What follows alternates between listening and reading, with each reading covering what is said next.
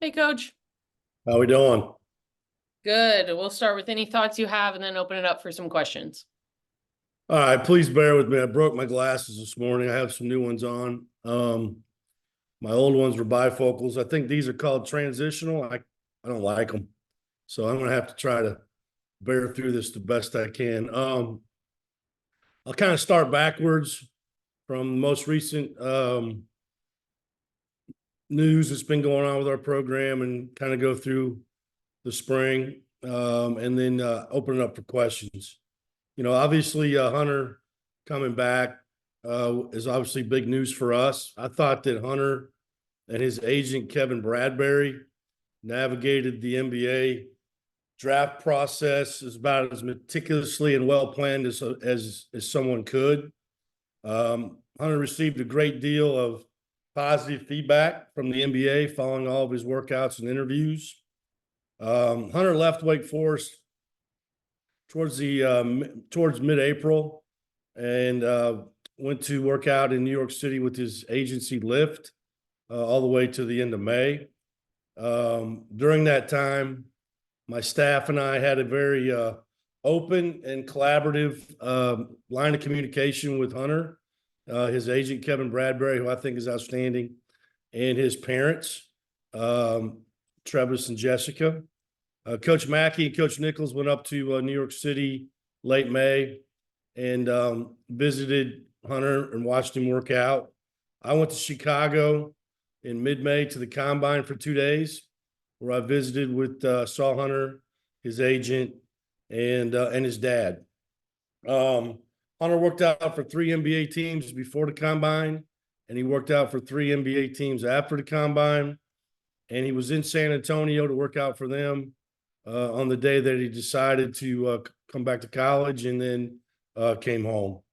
During his time away from Wake Forest, Hunter completed all of his academic responsibilities for the spring semester. He put himself in position to come back if he chose to do so. And that's a credit to Hunter, his family, Jane Caldwell, his instructors, and his agent for making that happen. I never pressured Hunter to come back to school. Throughout the entire process, I encouraged Hunter to realize his dream of playing in the NBA.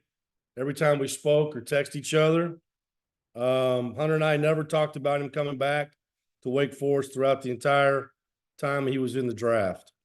I wanted him to be 100% committed to the NBA draft, along with everyone around him, me and my staff included. I was prepared to have a conversation of him returning to school when the opportunity presented itself, if it presented itself. And around about May 25th, I began having multiple conversations with his dad and Kevin Bradbury, his agent, about the possibility of Hunter coming back to school, which they initiated. After my phone call with his dad on the night of the 28th, and with his agent on the morning of the 29th in the Charlotte airport, I felt pretty confident that he was coming back.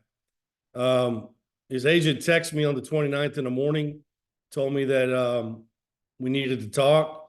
I was on my way to Charlotte with my family to fly to Iowa to see my mom. Of course, he called when I was going through security, which never fails.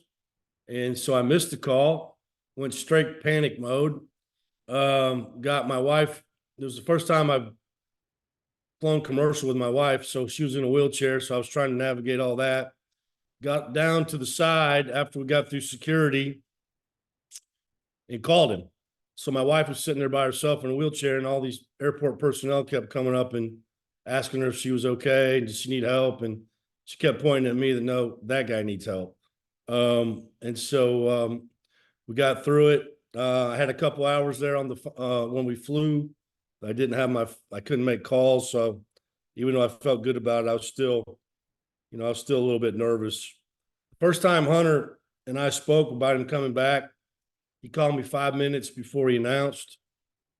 I was driving down the road from the hospital to my hometown. He had just got back from San Antonio, where he was that morning. We had texted each other a bunch, but that was the first time that I talked to him. Why is Hunter coming back? This was not an easy decision for Hunter and his family. Hunter loves Wake Forest, but he wants to play in the NBA like anybody would with his talent. He was going to get drafted this month. Bottom line, he was going to get drafted. But often how you go in the league is how you're perceived, you know, between a first round, second round pick. Hunter wants to be a first round pick in the draft next year at this time, which everyone around him, me included, believe that'll happen. And he wants to lead Wake Forest to the NCAA tournament. Hunter is so much farther ahead than 99% of the players in college basketball who return to college after this year's draft process. Why do I say that? Because most of those players returning to college didn't get as many workouts, if any, that he got. And a lot of those guys weren't even invited to the combine.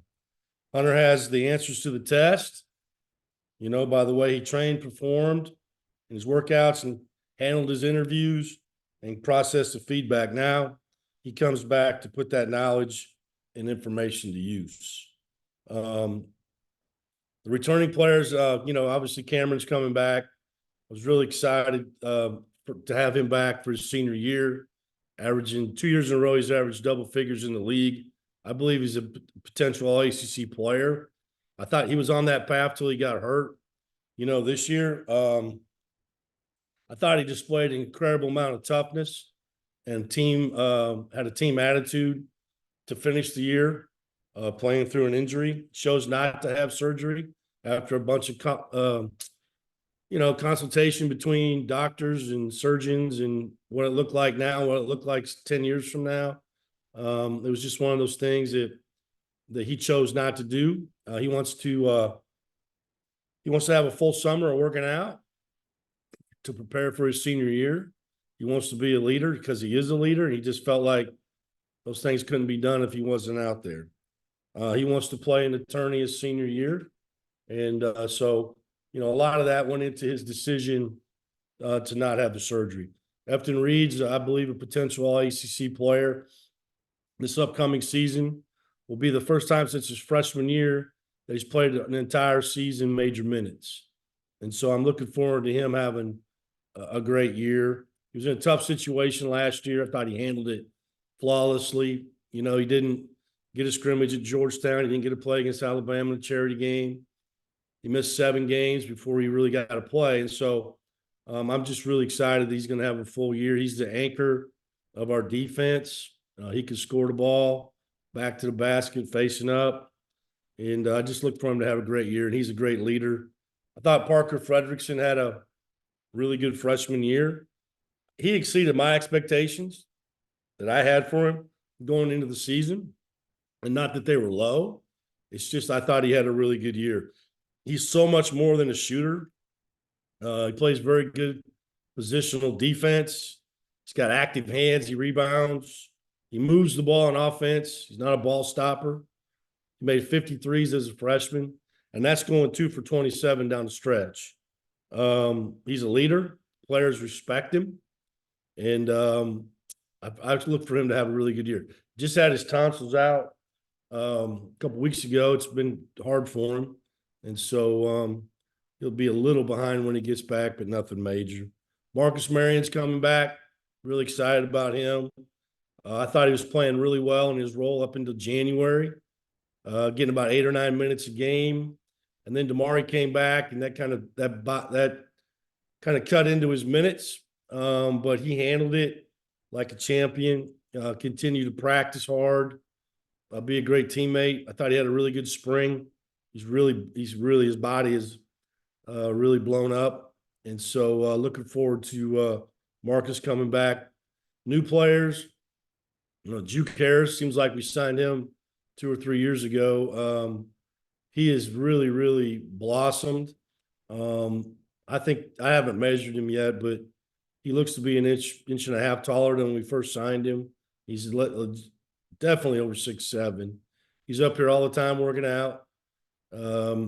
He's lifting all the time, and I'm really looking forward to having him. As you guys know, he was at every game he could be at. He really bought into our program, him and his family. Trayvon Spillers was the first guy that we took out of the portal played against us again when we played App State in the NIT. I had never seen Trayvon play up until that point, even though he did play for Pat Smith at Moberly. And I used to be Pat's assistant at Barton County Community College a long time ago. He's a really good player, guys. He's got great energy. He's got a motor. He can score around the basket. He can defend, rebound. I told him to go back and YouTube Stacey Augmon and watch the Plastic Man and try to emulate his game after him. He didn't even know who Stacey Augmon was, which doesn't surprise me, showing my age. Yeah, everybody go like this. I just really like him. He's good, great personality. Devin Cosby, who we recruited a year ago, but went to Alabama, outstanding shooter, coming off a foot injury. I think he'll be able to go by mid-July live. He's in the gym shooting now. It's just there's no reason for us to be trying to push that here in the summer.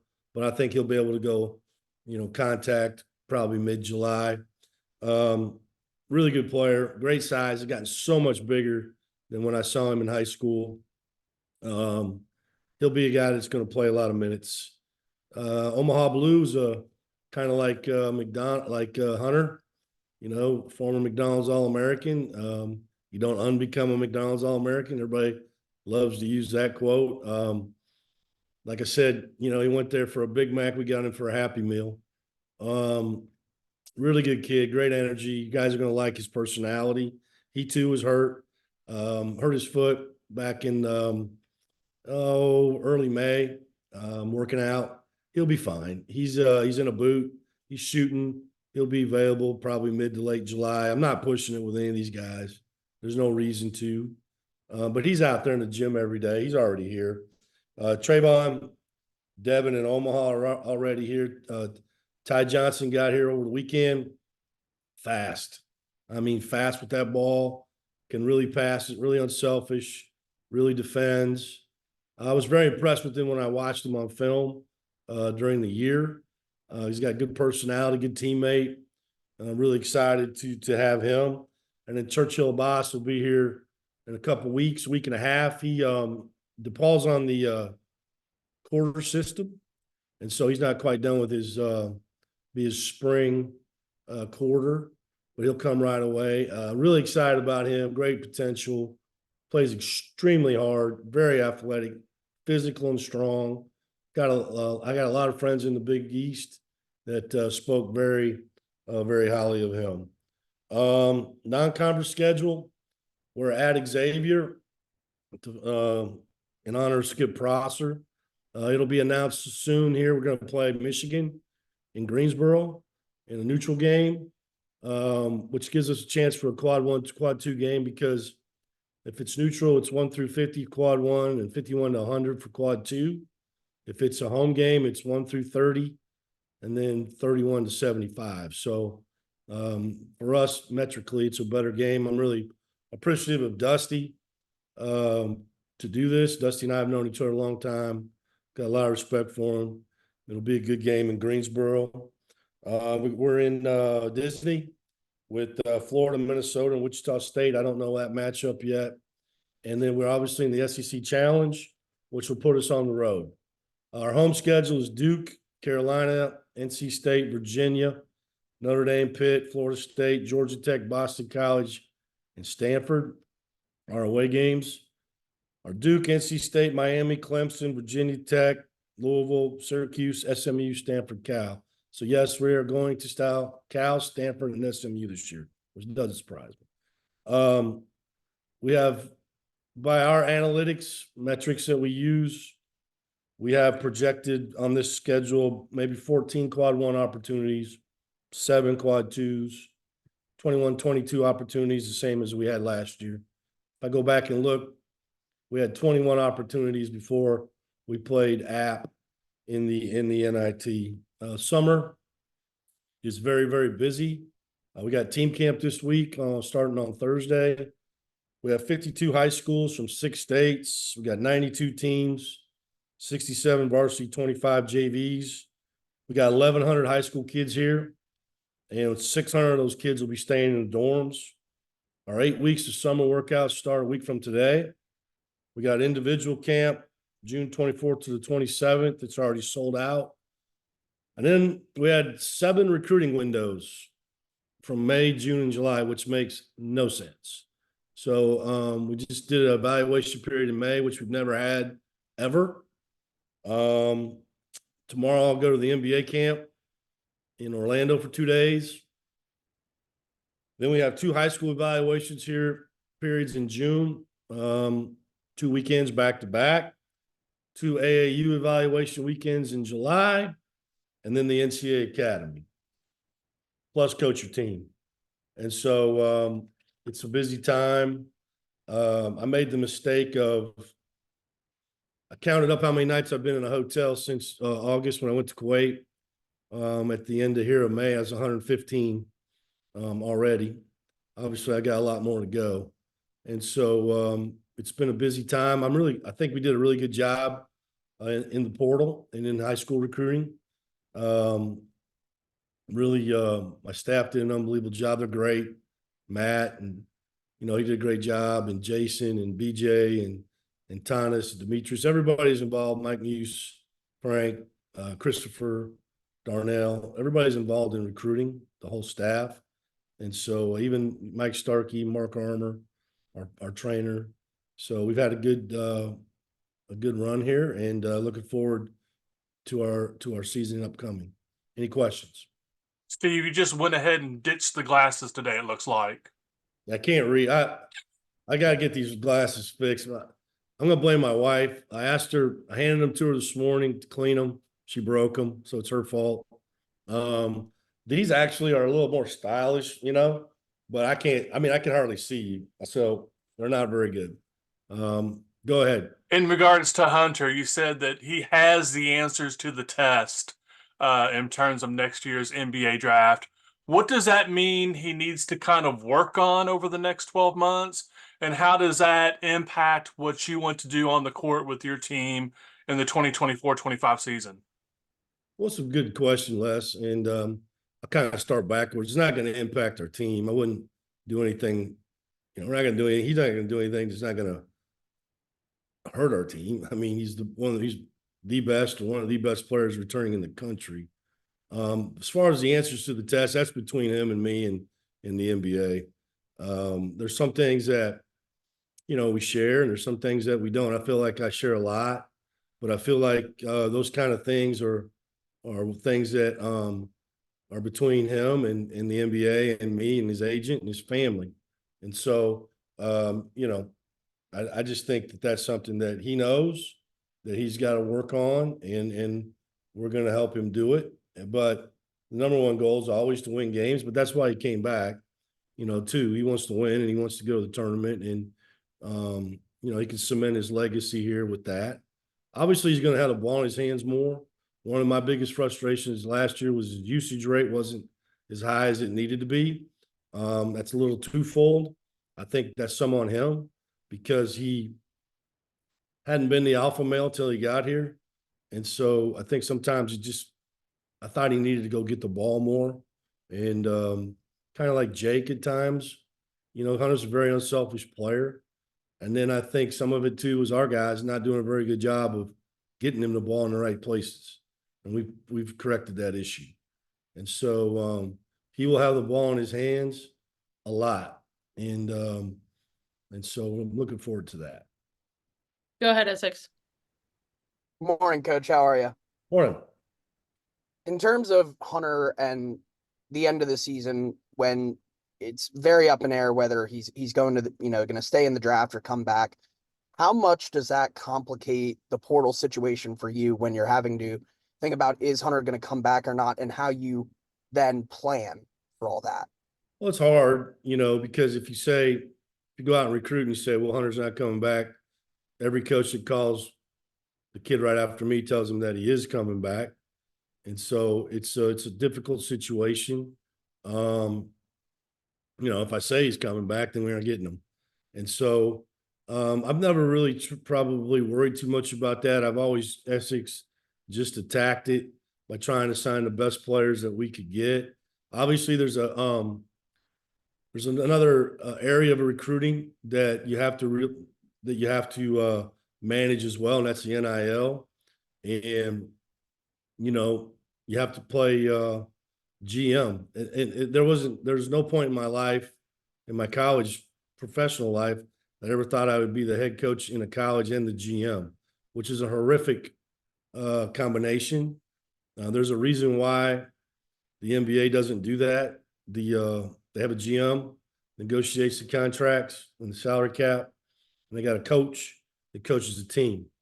I just don't think it's very healthy environment for a coach to be involved in negotiation when you have to coach the players.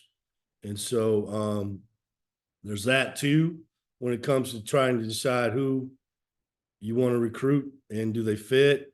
Do they fit academically? Do they fit as a person? And is it reasonable what their salary demand is? And there's a lot of kind of bullshit that you got to cut through. Lucy just panicked because I swore. Because there's a lot of lying, a lot of liar's poker. It's different. But I always had a plan, to go get the best players. We missed on some, but everybody does. This is the first year since I've been here that we've had a player visit in the spring that didn't sign. We've been perfect up until this year. We missed on 2. And so it happens. Let's be honest. Let's just be honest. Who was the best recruit for us? The top recruit was Hunter. It wasn't anybody in the portal. Nobody in the portal is better than Hunter. Okay. And I knew that. So I was going to be patient. And I was going to go all the way through until I heard either yes or no. So you just build around it. I did have other people that I had an eye on if he decided to go. But I wasn't going to execute that plan until I got the final answer from him, his agent, and his family. Cam? Morning, Steve. On the retention side of things, obviously you kept Hunter, you keep Cam, you keep Triple M, you keep Afton. How much of that is, what is being built at Wake Forest? How much of that is, roll the quad kind of playing a role and really kind of making sure they're compensated right? And also, do you think with this roster, I think it's 11 right now, is that where you think you're going to stay at for the rest of the year? Or do you think you're going to try to find someone else? Yeah. Well, I think they're all go hand in hand, Cam. Obviously, roll the quad is important. It's NIL is important in these decisions on top of a lot of other things. Playing time is really important for people in the portal. Style of play. I wish I could tell you academics. Trying to flip it. I'm the one voice. I'm pushing it every time I'm in front of them. But yeah, I think those things, they all kind of go hand in hand. You got to have them all. You got to check all those boxes to have the best opportunity, to get a good player. I forget what the other part was. What was it? Just if you were are you planning on staying at 11 scholarships, or do you think you're going to add a little more? Well, I've always believed that you recruit 365 days of the year. I think we have to be intentional and strategic in 12 and 13. It's probably not going to be a great opportunity to play. My guess is that we'll at least sign one more. I actually have a commitment, just haven't announced it, from a player that is going to be a developmental player. And, we'll see where it goes from there. Will I use 13? I will if it's right. But, we have 11 guys that expect to play. And so, and I do think they're all capable of playing. And so it's, do you want to invest time and money into players that are going to just leave? That doesn't make any sense to me unless they commit to a developmental situation before they come, because they're not playing 13 guys. It's just not possible. And so We'll see. Like I said, we're going to be at 12 here pretty quick. And then 13 could come. There might be guys that reclass in the summer. Who knows? We'll continue to recruit the entire time up until the beginning of school. David Teal? Steve, how beneficial was the previous relationship with Devin and his family when you went to recruit him this time? And Yeah. is there any relationship between him and Efton, given their shared Richmond roots? Good question, Dave. I guess it's a great example in life why you don't burn bridges, right? I've always been very conscientious of that in recruiting, because you're going to lose more than you get. You just are. And so, as much as it hurts when they go somewhere else, I've always taken the high road in that. I maybe one time in my life have burnt the bridge. But we had a tremendous relationship with Devin, his brother, his mom, his grandmother. They were down here a lot. We had a really good connection. His mom actually texted me a couple times after my wife had a stroke to check on Janetta. And so that made it very comfortable and very easy. As soon as when he went in the portal, they reached out to us. I went to Tuscaloosa with BJ and visited with him right after he had his surgery. And he didn't even come on a visit, he committed. He'd already been here. And so, him and Efton know each other. I don't know. I'm not telling you they're boys, but they are from Richmond, right? And, that didn't hurt. Efton's mom, Maria, she's awesome. And she's really good with the parents, as is Jessica. Jessica, Hunter's mom, was recruiting hard for us even before Hunter decided to come back. And so that's the way you want it. You want your players and your families recruiting for you. And so I'm really excited with Devin. I haven't been here last week when he got here. I was home seeing my mom. And so I couldn't believe how much bigger he's gotten. I mean, he has really gotten stronger. Now, you got to remember, he was at Alabama for a year and a half. He went at Christmas time of his senior year and redshirted and practiced and then played this past year. And so he's really, really matured. He's close. His foot's a lot better. But definitely the relationship, David, paid off in getting him. And I think it's an example of just don't burn bridges in recruiting. Josh? I've got a couple, if that's okay. Steve, starting with Hunter, you said you were going to go through this till the very end and trying to get him back. In past years, whether it be Jake or other examples, there have been guys, all ACC caliber players that you didn't get back. Your retention efforts. Just how big of a deal do you think this is? And is this the kind of break you think you need in order to make the run that you want? You already talked about the NCAA tournament, for example. Well, it's huge. I mean, first of all, full disclosure, in my this will be 36 years, I don't think I've coached another player, maybe a couple players, that had the type of person that he is, plus the type of player that he is. He's got talent, NBA talent, and he's a really good person and a great teammate. And so getting him back is the biggest thing that's happened to me since I've been here, in my opinion. I just think that he represents us in a way that we want to be represented. And so, he's looking forward to coming back. I was a little worried about that when I didn't ever talk to him about coming back. I always encouraged him to do well in his workouts, to realize his dream. The difference was I just had a great relationship with his parents and him and the agent.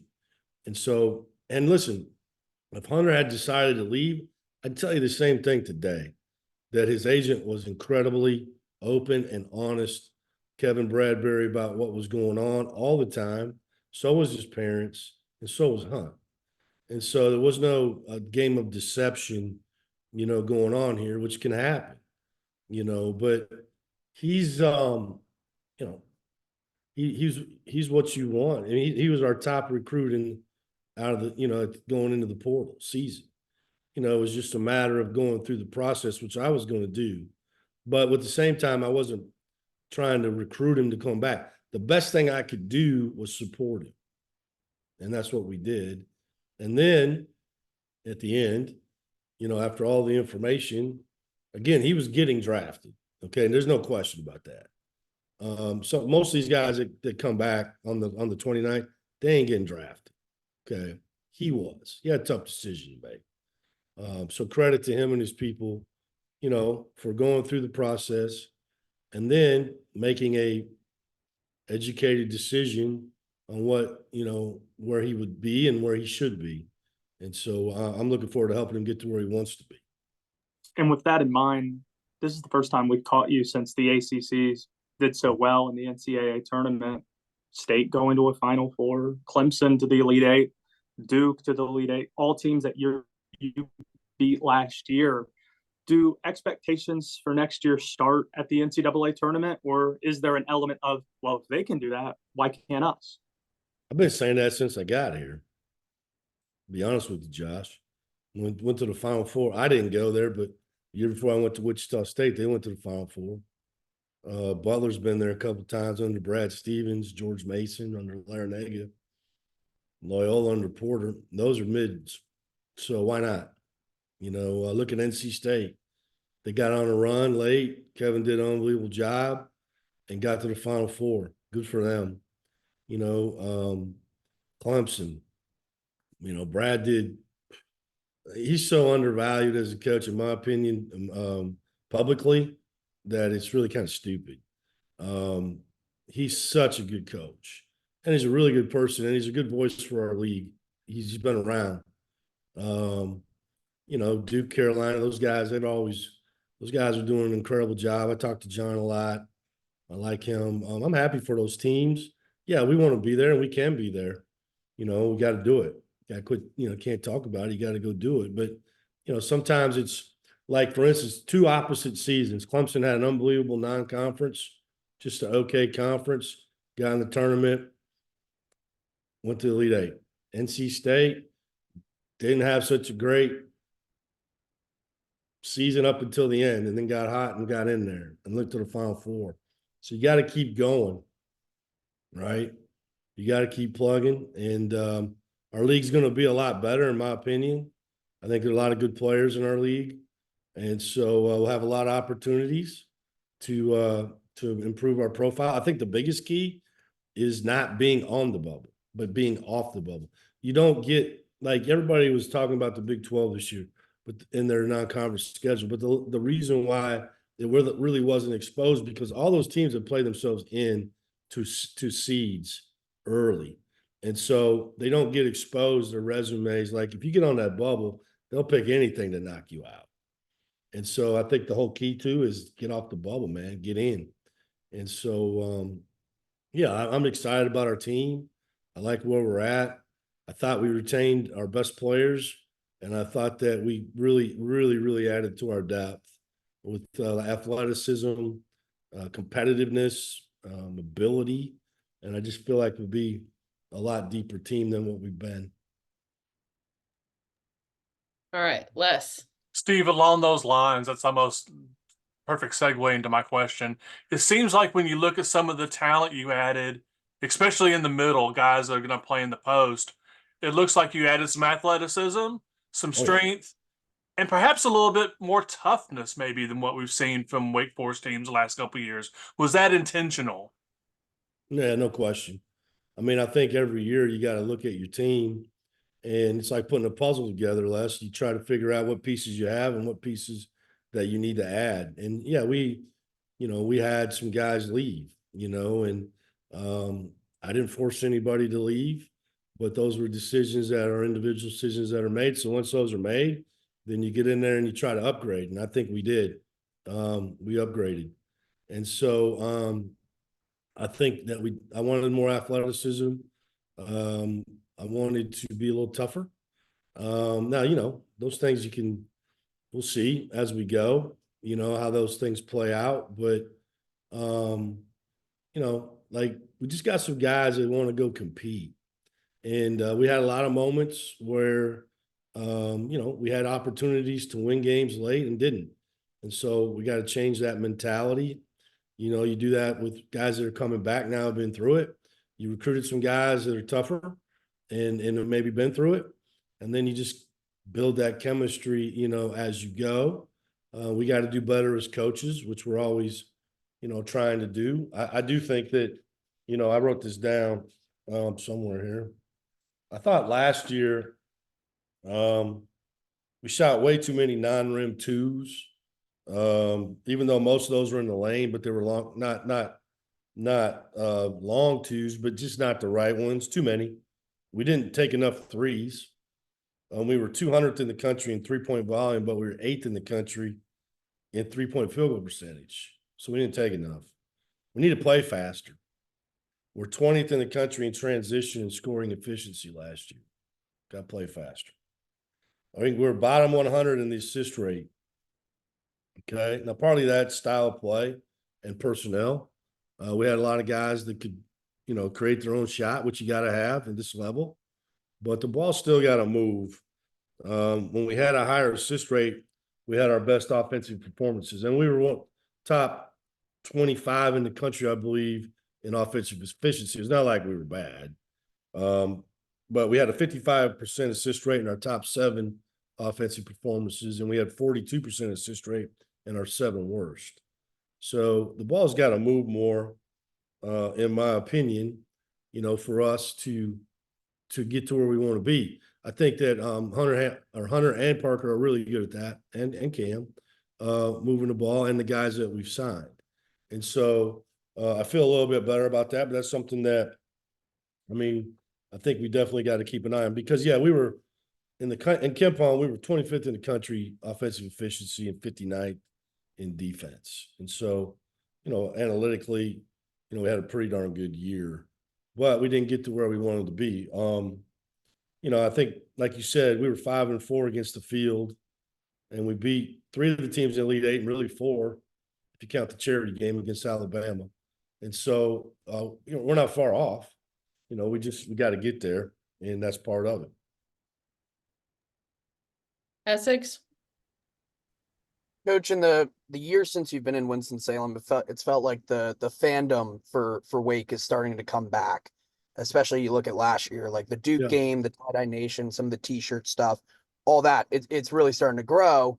And so, what do you just have to say, kind of to the fans and the generalized, supporters of the team about what's coming up next season and trying to just continue that growth of the fandom coming back for games? Yeah, I think that you just said it. You just answered the question for me. Like, go buy your tickets now because this is going to be a fun team to watch again. You got guys back that you have a relationship with, which I understand in this climate, it's harder and harder, right, to keep guys. And so, but we have 3 starters returning that our fans know and love and have a relationship with. We're going to continue to climb, and we have. And so, be excited for the season as much as we are. And I know people are. I'm out enough to understand that.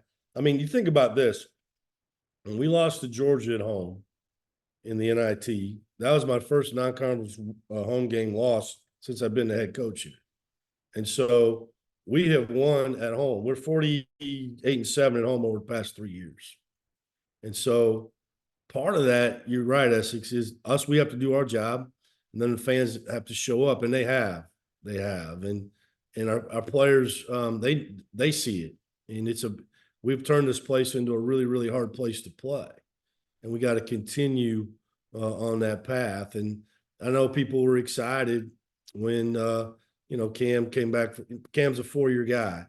Efton's back, now Hunt, Parker, Marcus, and then the players that we've added, I think there is, a buzz around our program, and we need to continue to build on that until we get to November. And then, sorry, just if I can jump in, you mentioned the word buzz. How do you, if there's, it's starting to seem like there might be a little more national buzz about the team going into the season as opposed to years prior. Is Mhm. there any different way of handling that this season, or things you're kind of telling the team, or is it just business as usual? I think you embrace it right now. I think that's good publicity for us. It helps our recruiting. It doesn't hurt it. I think right now Essex, you just let it happen. I'm not going to address it with the players, but like a year ago, I could feel in February the pressure on some of our players was starting to build with the pressure being on the bubble, and I really tried hard to alleviate that from some of them. They didn't handle it very well, and so if we get to that point, we get in practice, and I'm like, these guys are complacent, which I'm probably not ever going to allow that to happen, but maybe I address it then. But I've always felt like in the summer and the fall, if you get that type of buzz, it's good for your program, and look where we've come. And when I got here, nobody was talking, not in a good way, they were talking about us, but talking about us in a really good way now. And so I think we build on it, embrace it, and then when the season comes, you got to produce. We'll go ahead and wrap up with Cam. Steve, with Omaha, how important is it that he has a guy like Hunter right there with him that he can show you that you can do this, and also with Cam and Efton and Parker, what are their expectations in terms of like helping lead this team? That's another exciting thing about our team is I have 3 proven players, proven leaders returning. We won't have to vote for captains because we already have them, with those 3, Cam and Hunt and Efton. And so I think those things are really, really important. I think even Trayvon, being a senior, can lead like that. Omaha has got a contagious kind of personality. He's a guy that likes people, and he'll listen to what those guys have to say. They hung out a little bit on their visit. Hunter didn't, because Hunter wasn't here, but everybody else was here. And so there's a little bit of relationship there, but he's hungry. He's like Hunter in that respect. He's got a chip on his shoulder. I like that. I like for my players to have a chip on the shoulder, something to prove. And so all of that will be really, really important. I plan on meeting with with Hunter and Cam and Efton at least maybe once a week, every 2 weeks during the year, just to get the heartbeat of the team and what's going on, and to try to even help us even more, because those guys, I value their opinion. And so I think all those things will help, not just Omaha, but, Ty and Churchill and Devin and Juke and everybody else on the team. And so, I think one of the things with Omaha too is he was just too big. When I saw him, on his visit, I just thought he bulked up too much, and he's leaned out even to a little bit now, and it'll be even more to regain his his explosiveness. The things that I saw when I saw him play in high school, and I saw him play. Obviously, he's from where I'm from, but I saw him playing AAU, and I was blown away with his ability. And I was sitting there with some really high major coaches, watching him play. And so look forward to him, getting healthy, getting back to being the explosive and type of player, playing with confidence. I think that's a big thing in the portal. Is everybody's like, why did we have success? Well, I think we give our players confidence, and then we understand that who we are and how we play, and we plug them in pretty good. But giving those kids confidence is really important. And so giving him confidence, and Devin and Churchill and Ty and all the Juke, giving them confidence, teaching them how to play, but not having them look over their shoulder all the time is really, really important. All right. Anything else for Coach? You know, I wrote this down. We did finish 12-8, I think, against the net, top 100, 103. You know, on a historical perspective, and this is something that, you know, I've been studying a little bit. You know, Wake Forest has made 15 NCAA tournaments since 1991. The past 3 years, our ACC regular season winning percentage has been equal to or better than 9 of the 15 teams that appeared in the NCAA tournament since 1991. And so it just kind of goes to show you, you know, you gotta win, you gotta win the right games, you gotta, you know, the metrics have changed. We've studied that really hard. I think we did a good job with that this past year and this year. And so we'll continue to, you know, to evolve in that area as well. I do think we have a very really good roster. I think it's a very versatile roster. I think we got players that can play multiple positions. That was probably another thing in the portal that we were looking for, to be honest, was versatility. Guys that can play up and down the roster. And so it should be it's going to be a fun summer, which starts a week from today. And then, you know, we got 16 weeks in the fall before we play. And so we are going to Alabama to play in a charity game. Well, I don't even think you have to call it that anymore. And then we've got one more we got to get a scrimmage with, and that'll be here. All right. That'll do it. Thank you. Thanks, Coach. Yep. Thanks, Coach.